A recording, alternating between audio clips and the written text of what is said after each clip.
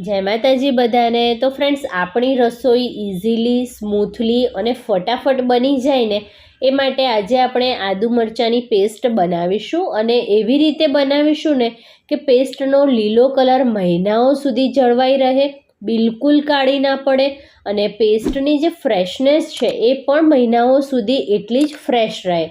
તો ચલો ફટાફટ બનાવવાનું શરૂ કરીએ। તો સૌથી પહેલાં અહીં મેં 250 ગ્રામ જેટલા લીલા મરચાં લીધા છે અને સાથે એક મીડિયમ ટુકડો આદુનો લીધો છે।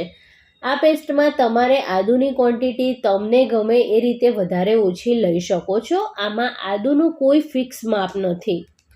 આદુની પતલી પતલી છાલ પહેલાં તો આપણે કાઢી લેવાની છે અને આ જે છાલ છે તેને આપણે ફેંકવાની નથી, પણ તેનો ઉપયોગ તમે ચામાં કરી શકો છો। હવે મરચાં અને આદુને એકદમ વ્યવસ્થિત રીતે ધોઈ લેવાના છે, જેથી તેની ઉપર કોઈ પણ માટી કે કચરો લાગ્યો હોય તો તે દૂર થઈ જાય।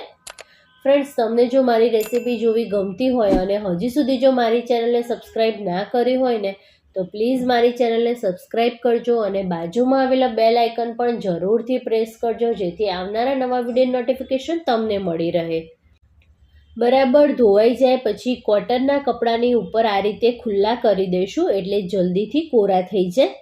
તમે કોટનના કપડાની મદદથી આ રીતે ટેપ ટેપ કરીને પણ કોરા કરી શકો છો। 15થી 20 મિનિટમાં જ કોરા થઈ જશે।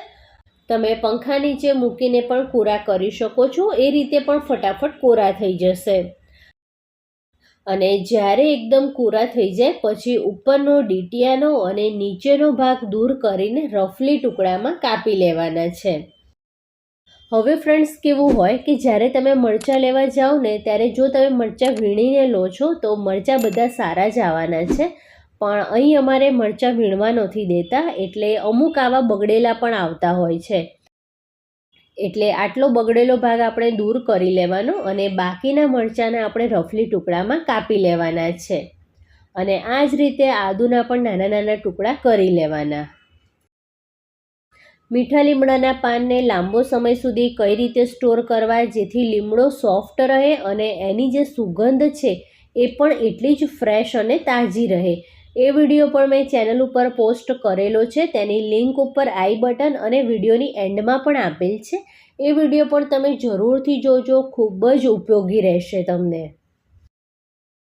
હવે મિક્સચર જારમાં થોડા થોડા આદુ મરચાં લઈને પલ્સ મોડમાં 4 થી 5 વાર પલ્સ કરી દઈશું, એટલે આ રીતની અધકચડી પેસ્ટ તૈયાર થશે। એકદમ સ્મૂથ પેસ્ટ આપણે તૈયાર નથી કરવાની, પણ આ રીતની અધકચડી પેસ્ટ તૈયાર કરીશું। તો જુઓ ફ્રેન્ડ્સ, અહીં આદુ મરચાં વટાઈને તૈયાર છે, આ રીતના મેં રાખ્યા છે, એકદમ સ્મૂથ ગ્રાઇન્ડ નથી કર્યા। હવે તેમાં 1 મોટી ચમચી આપણે મીઠું ઉમેરીશું। મીઠું એટલા માટે ઉમેરવાનું કે તમે જો પેસ્ટને ફ્રીઝરમાં સ્ટોર કરશો ને છતાં પેસ્ટ કડક નહીં થાય, આવીને આવી સોફ્ટ જ રહેશે। અડધી ચમચી સિંગતેલ અને 1 મોટી ચમચી લીંબુનો રસ ઉમેરીશું।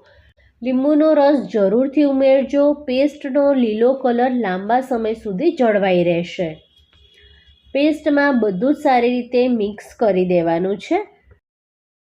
તો અહીં આપણી આદુ મરચાંની પેસ્ટ બનીને તૈયાર છે। કોઈ પણ એરટાઇટ ડબ્બામાં ભરીને તમે સ્ટોર કરી શકો છો, પણ ડબ્બો એકદમ કોરો હોવો જોઈએ, જરાય તેમાં પાણી ના હોવું જોઈએ।